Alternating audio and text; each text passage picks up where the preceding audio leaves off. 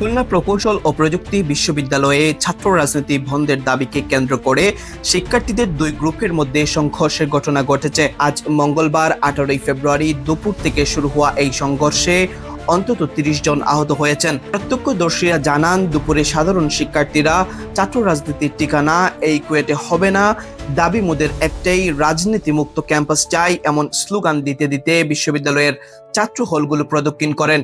পরে কেন্দ্রীয় জামে মসজিদের সামনেই তাদের সঙ্গে ছাত্রদলের কর্মীদের উত্তেজনা দেখা দেয়, যা পরবর্তীতে ধাওয়া, পাল্টা দেওয়া এবং সংঘর্ষের রূপ নেয়। সংঘর্ষের সময় কুয়েট পকেট গেট থেকে বহিরাগতরা ছাত্রদলের পক্ষ নিয়ে সংঘর্ষে জড়িয়ে পড়েন। এতে পরিস্থিতি আরো উত্তপ্ত হয়ে ওঠে এবং সংঘর্ষ ক্যাম্পাসের বাইরেও ছড়িয়ে পড়ে। খানজাহান আলী থানার ভারপ্রাপ্ত কর্মকর্তা ওসি মোহাম্মদ কবির হোসেন জানান, কুয়েটে ছাত্রদের দুই গ্রুপের মধ্যে উত্তেজনা সৃষ্টি হয়েছে এবং ধাওয়া পাল্টা দেওয়ার ঘটনা ঘটেছে। পরিস্থিতি নিয়ন্ত্রণে পুলিশ কাজ করছে। এদিকে বৈষম্য বিরোধী ছাত্র আন্দোলনের কেন্দ্রীয় মুখ্য সংগঠক আব্দুল হান্নান মাসুদ ফেসবুকের পোস্টে লিখেছেন, কুয়েটে ছাত্রদল নিষিদ্ধ, সন্ত্রাসী সংগঠন ছাত্রলীগ স্টাইলে যে নৃশংস হামলা চালাচ্ছে, এর মধ্য দিয়ে ক্যাম্পাসগুলোতে ছাত্রদল নিজেদের রাজনৈতিক কবর রচনার প্রতি অগ্রসর হলো।